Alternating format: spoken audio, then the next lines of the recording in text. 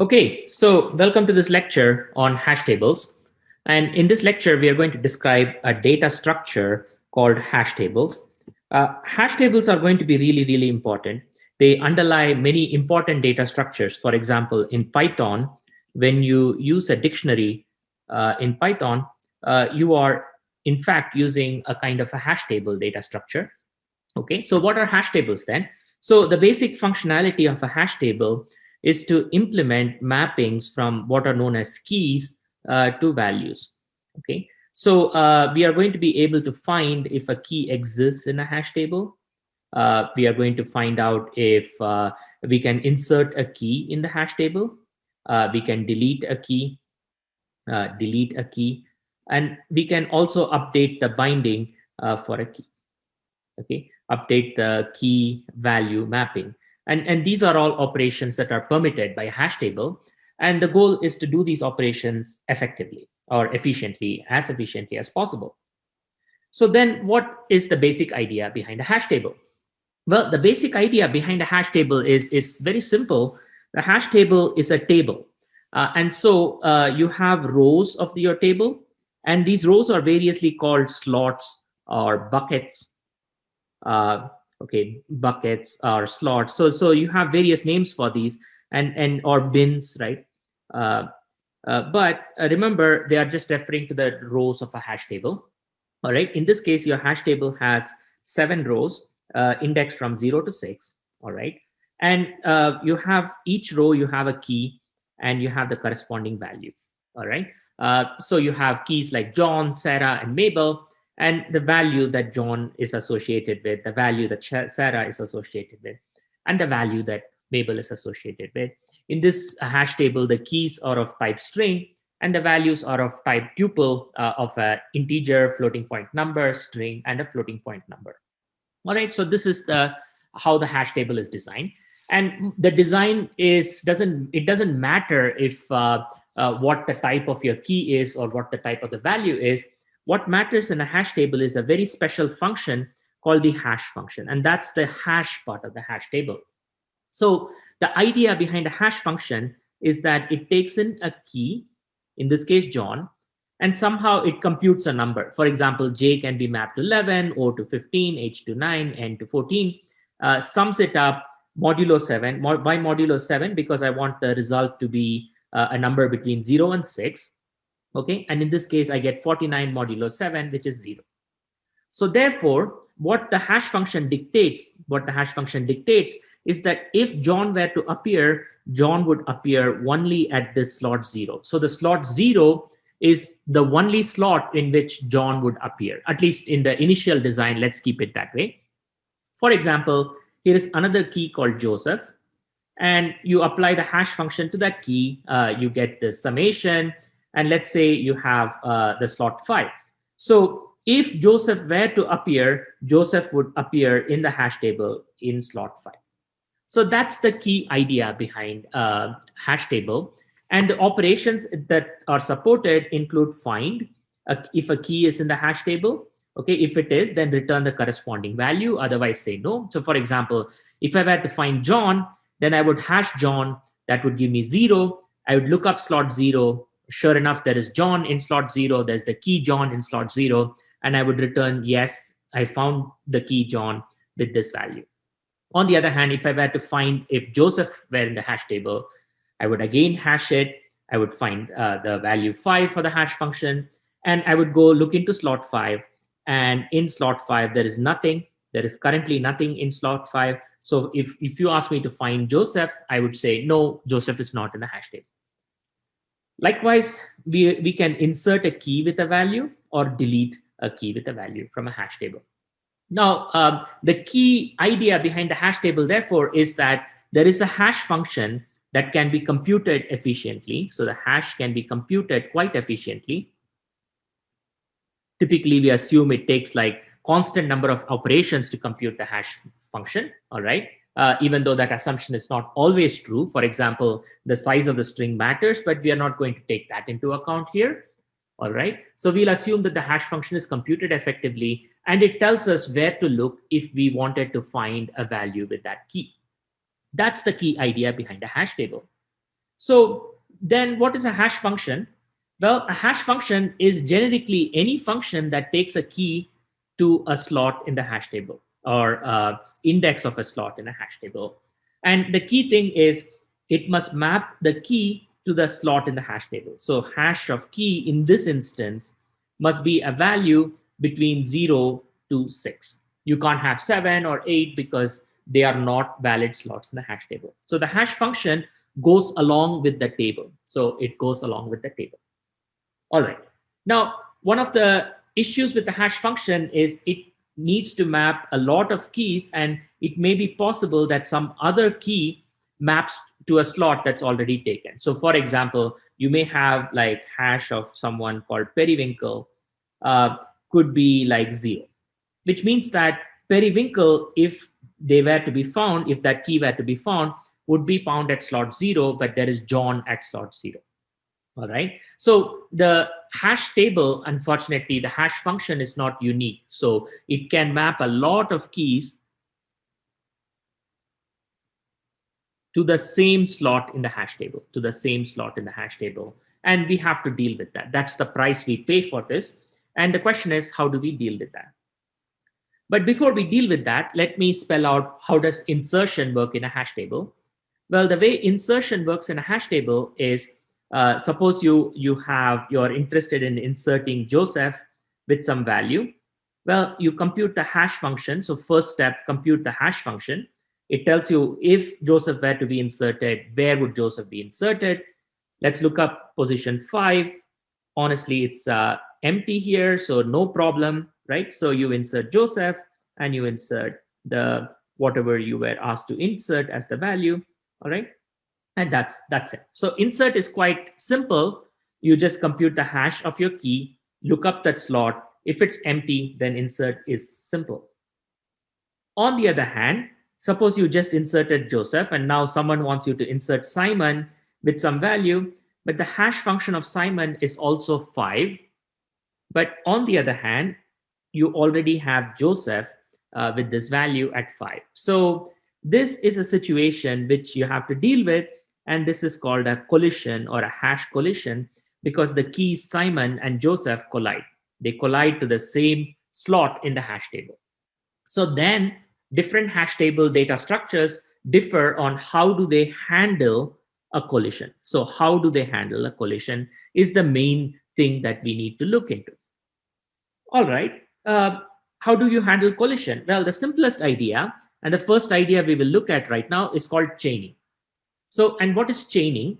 Chaining is a very simple idea.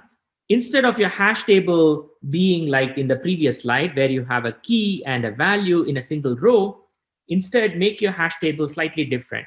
Each slot maps to a list, initially empty.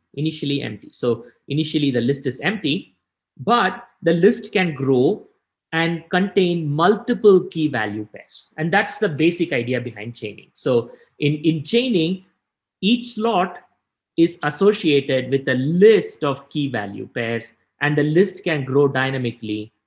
Okay, and that's the key idea behind chaining. There's nothing else to chaining other than that. But then, how does insert and all those things work? Well, how does insert work? Well, insert works like this. Suppose I wanted to insert a key and a value. You look at hash of key as before. So let's say it hashes here to slot 3.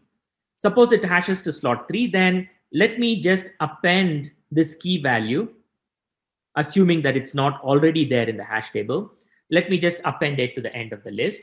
If it is already there, if you think it's already there, you may want to search each of these keys and see if any of those keys matches the key that you want to insert. And if it does, then simply update the value. So these are things where you can handle them. If you don't want multiple keys to map to the same value. The same key to map to multiple values. If you do not want the same key to have multiple values, then you simply will have to check that the key is not already present. And that's also the algorithm for find, right? Which is also very simple. If you want to find a key, first hash the key. That tells you where to look, and then search the linked list one by one, or search this list one by one to find out if the key is available. So find and insert are easy. How about delete?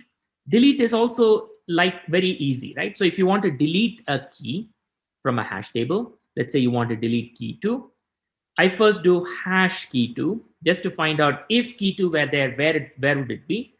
And in this case, it better return 0 because we secretly know here it is. Well, once it returns 0, search through this list. And once you get to the second element, it matches, delete the second element from the list, as simple as that. Okay. And we assume that there is a list data structure like in Python. Okay. And the list data structure or the dynamic array data structure can be used in this instance. All right. This is good, but it comes at a cost. And what is the cost? The cost is, in the worst case, suppose I have a hash table in which I insert n elements. In the worst case, all those n elements can just go to the same slot. Because why? Because our hash function may be a poorly designed hash function. So someone just gave you a dummy hash function that always gives you the same answer. Or your worst enemy chose those keys very cleverly so that knowing your hash function, they all went to the same slot. And this is called adversarially chosen keys. Okay. So in that case, every operation, in the worst case, every operation will need to search through this entire list. And therefore, the worst case complexity of insert, find, and delete are all order n. Okay, order n, which is you have to search through every element in the list. Now, you can talk about something called an average case, even though in this instance, it's not a very well justified average case. We will revisit this when we talk about universal hash functions, okay, or random hash families. So we'll have to revisit this issue. But a naive way to think about it is, suppose somehow I have managed to distribute my keys on the average. So somehow these assumptions don't hold, and somehow the keys have been distributed as if they are being distributed randomly. All right. So then what you can say is any particular key k sub I will hash to the slot j with probability 1 by m, where m is the number of slots in the hash table. Okay. So therefore, in this situation, you can actually prove that the average size of each list is n by m. What is n? N is the number of elements and m is the number of slots. This makes perfect sense, right? If you have a hash table with 100 slots and you randomly put in 200 elements, then you would expect 200 divided by 100, which is on the average, if things were well distributed by this assumption, you would expect each linked list to have about 2 elements, So the average case complexity then of each list is n by m. Okay, so the average case complexity of insert, find, and delete is this thing called n by m, and this has a name. It's called the load factor. So what is the load factor? Load factor of a hash table is the number of elements that have been inserted into the table divided by the number of slots in the table. So on the average, we expect the complexity of insert, delete, and find to be the load factor, but not yet. We can't expect it right now. We'll have to show a very cleverly designed hash function scheme to get that. Okay, but right now I'm just introducing the concept of a load factor, because in many hash table implementations, load factor comes in key. So what happens is, initially you start with a hash table, let's say of size m. Let's say initially you start with m equals 16, and you track the load factor. So you track the number of elements n.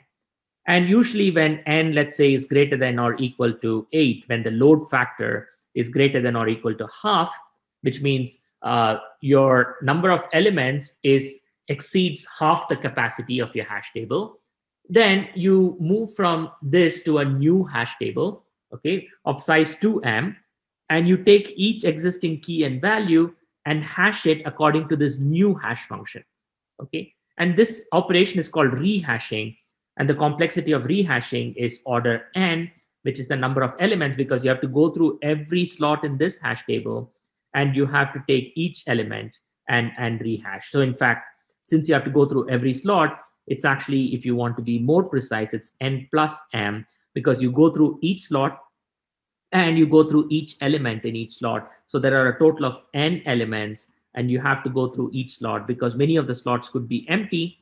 And if they are empty, then you still have to go through them and check that they are empty. So it's n plus m, and you move to a hash table of size 2m using this new hash function. Okay, and you expect the complexity to be order n of inserting into a new slot each element, and you, let's say you insert at the head of the list, so you don't have to go all the way to the tail or something like that. So it's order n plus m is the cost of rehashing, and that's frequently done to manage the distribution of elements in the hash table, so you don't get too long chains of elements. Okay, so some concluding thoughts on hash tables. We have just introduced this very fascinating data structure, and we have talked about chaining.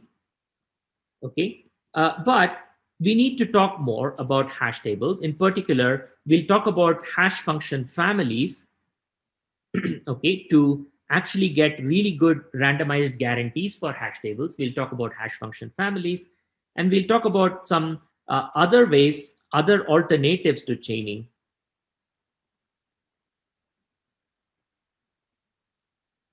Okay, including some very clever alternatives like open address hashing. We'll talk about that, and something called cuckoo hashing. We'll talk about that.